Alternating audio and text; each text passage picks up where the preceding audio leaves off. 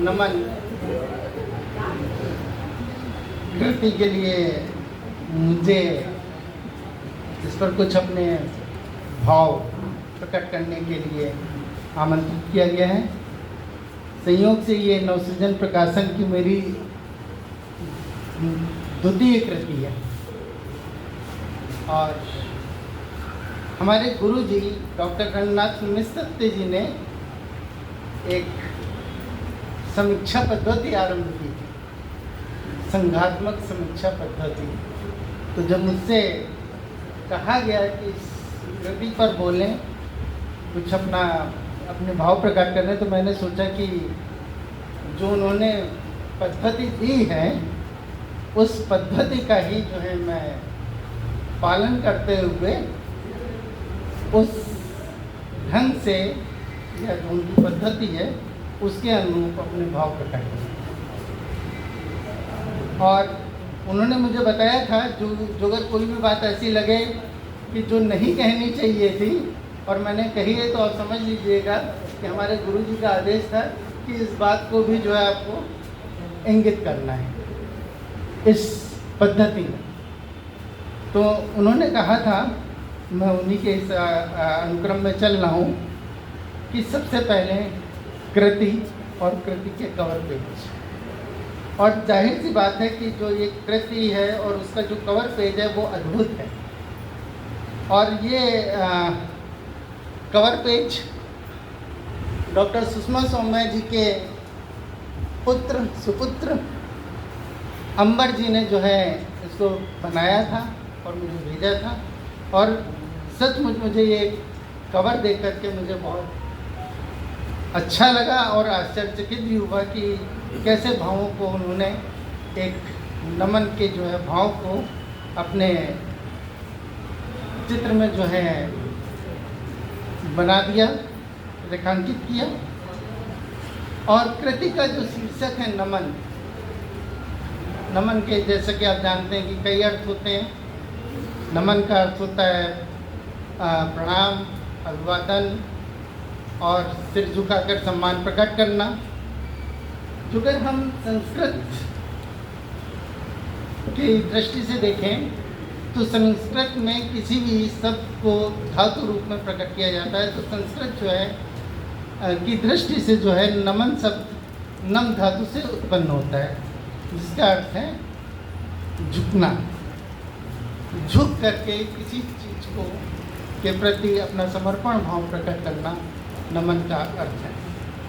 नमन के पर्यायवाची जो अगर हम देखें तो हम देखेंगे कि स्तुति, नमस्कार, वंदन, नमामि, नमः, जय आदि हमें इसके पर्यायवाची मिलते हैं। और आप इस कृति को देखेंगे तो आपको हर शीर्षक में ये शब्द कहीं ना कहीं आपको मिल जाएंगे। और ये पूरी की पूरी केंद्रित करके, शीर्षक को ही केंद्रित करके लिखी गई कृति है, ऐसा प्रतीत होता है। ऐसा होता है कि जब भी कोई कृति होती है काव्य की, तो उसकी कोई एक प्रतिनिधि रचना कविता का शीर्षक होती है। लेकिन ये कृति आप उल्टा समझ सकते हैं, रिवर्स समझ सकते हैं कि कृति के शीर्षक के अनुरूप सारी रचनाएं लिखी गई हैं। और जैसा कि अभी आदरणीय मंजू जी ने कहा कि इस कृति का जो लेखक हैं विप्लव जी और सुषमा सौम्या जी, आपको किसी भी रचना को देख करके आपको ये नहीं पता चलेगा कि रचना सुषमा जी ने लिखी है कि विप्लव जी ने लिखी है। जैसे भक्ति के रस में राधा और कृष्ण एक हो जाते हैं, उसी तरह से ऐसा लगता है, ऐसा प्रतीत होता है कि भक्ति की रचनाएं रचते समय विप्लव जी और सौम्या जी एक रूप हैं। इस कृति का मूल्य 300 रुपये है। ये इसलिए कहा कि हमारे गुरुजी ने कहा था कि ये सब चीज़ें भी जो कृति है उसका संपूर्ण आपको बताना। और ये कृति समर्पित की गई। देखिए बड़ी मज़े की बात है, कृति के विषय में आपको कहीं नहीं पता चलता कि कृति किसने लिखी है, विप्लव कृति में कौन सी रचना किसकी है।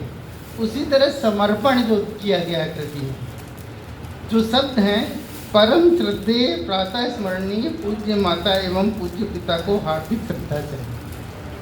तो ये किसके पिता और किसके माता, ये दोनों के पिता और दोनों के पिता। और ये अपने आप में बहुत विशिष्ट बात है।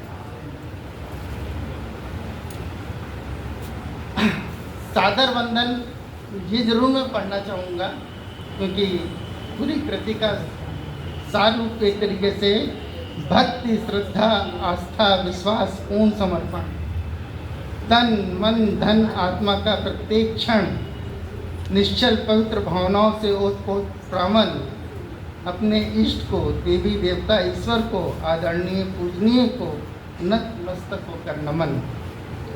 गीतों, कविताओं, भजनों के माध्यम से पुष्प अर्पण, आशीर्वाद और भजनों की कामनाओं सहित निस्वार्थ चिंतन, भक्ति मार्ग के ललाट पर तिलक चंदन। आत्मकथ्य जाहिर सी बात है ये विप्लव जी ने लिखा है, और इस पर एक समीक्षा बसंत राम दीक्षित बसंत जी ने की है। और कृति में कुल 77 रचनाएं हैं। गणेश स्तुति से आरंभ होकर के ये कृति है धन्यवाद पर समाप्त होती है। और कृति, जैसा कि हमारी परंपरा है, हम कोई भी शुभ काम करते हैं तो शुभ काम गणेश वंदना से करते हैं, जबकि कृति में या साहित्य में हम लोग जब बात करते हैं तो पहले सरस्वती जी की वंदना करते हैं, लेकिन कृति का आरंभ गणेश स्तुति से होता है। और गणेश स्तुति के बाद एक ही स्तुति नहीं है, गणेश स्तुति है, जयति गजनानन है, और फिर उसके बाद लक्ष्मी जी की वंदना की गई है, और तदुपरांत माता पिता का वंदन किया गया है। उसके उपरांत सरस्वती ज्ञान की देवी। और आप ऐसा समझ सकते हैं, भले क्रम में उनका नाम बाद में आया हो, लेकिन पूर्ण क्षतिपूर्ति जिसे कहते हैं वो करते हुए सबसे ज़्यादा रचनाएं लगातार 6 या 7 रचनाएं सरस्वती जी पर हैं।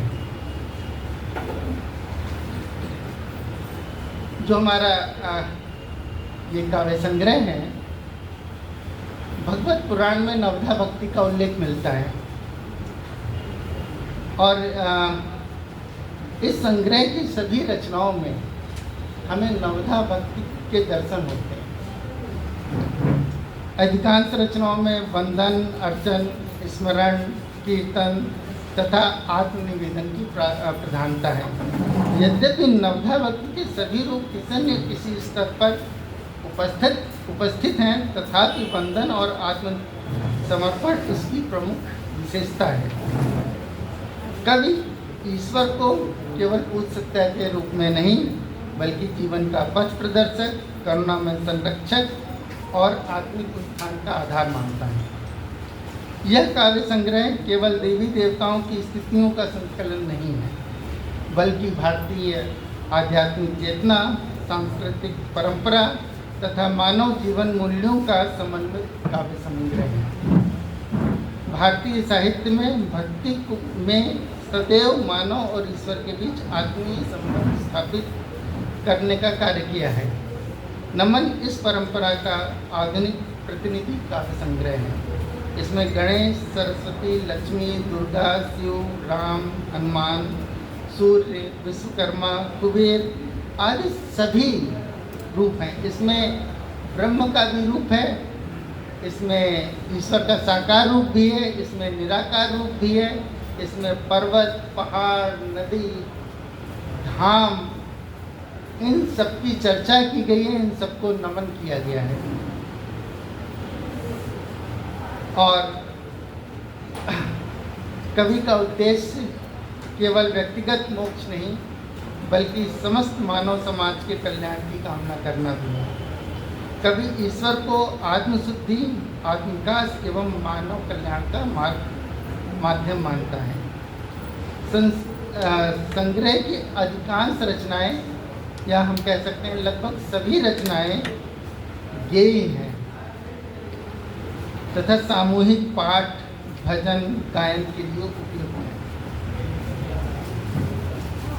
कृति का समन्वयवादी दृष्टिकोण है। कवि किसी एक देवता तक सीमित न होकर संपूर्ण भारतीय देव परंपरा का समावेश करता है। यद्यपि विषय धार्मिक है, तथापि उसका उद्देश्य आधुनिक समाज में नैतिकता एवं सांस्कृतिक चेतना की पुनर्स्थापना करना है। संग्रह की एक महत्वपूर्ण विशेष उपलब्धि यह भी है कि यह आधुनिक समय में भक्ति साहित्य की परंपरा को पुनर्जीवित करने का कार्य करता है। आज के भौतिकवादी परिवेश में यह कृति आध्यात्मिक संतुलन, नैतिकता, करुणा, सेवा और सांस्कृतिक मूल्यों की स्थापना का संदेश देती है। इस प्रकार नमन केवल धार्मिक काव्य नहीं बल्कि जीवन दर्शन का भी सशक्त प्रस्तुतिकरण है। कृति नमन की सबसे बड़ी शक्ति उसकी भक्ति की प्रामाणिकता और भावों की सहजता है। कवि ने कृत्रिम अलंकरण की अपेक्षा भावों की स्वाभाविक अभिव्यक्ति को अधिक महत्व दिया है। छंदों पर उनकी पकड़ बहुत अच्छी है और उन्होंने कई छंदों का जिक्र करते हुए कृति में अपनी कविताओं की रचना की है। साथ ही विभिन्न देवी देवताओं की स्थितियों के माध्यम से भारतीय धार्मिक परंपरा का व्यापक परिदृश्य उपस्थित किया है। यद्यपि संग्रह का मुख्य केंद्र भक्ति होने के कारण सामाजिक, राजनीतिक और समकालीन जीवन के प्रश्न अपेक्षाकृत कम दिखाई देते हैं, फिर भी यह इसकी सीमा न होकर कृति के घोषित उद्देश्य का स्वाभाविक परिणाम माना जा सकता है। साहित्यिक दृष्टि से नमन की भाषा सरल, सरस और कहीं कहीं संस्कृतनिष्ठ है। छंद विधान में कवि का अधिकार स्पष्ट रूप से दिखाई देता है। अनेक पारंपरिक छंदों का प्रयोग इस कृति को विशिष्ट बनाता है। अलंकारों का प्रयोग स्वाभाविक एवं भावानुकूल है, जिससे काव्य की संप्रेषणीयता और प्रभावशीलता दोनों में वृद्धि है। और मैं उनको इस कृति के लिए बधाई देता हूँ और आप सबसे निवेदन करता हूँ कि इस कृति को पढ़ें अवश्य, क्योंकि पढ़ने पर आप किसी और लोक में विचरण करेंगे, ऐसा मेरा मानना है। बहुत बहुत धन्यवाद।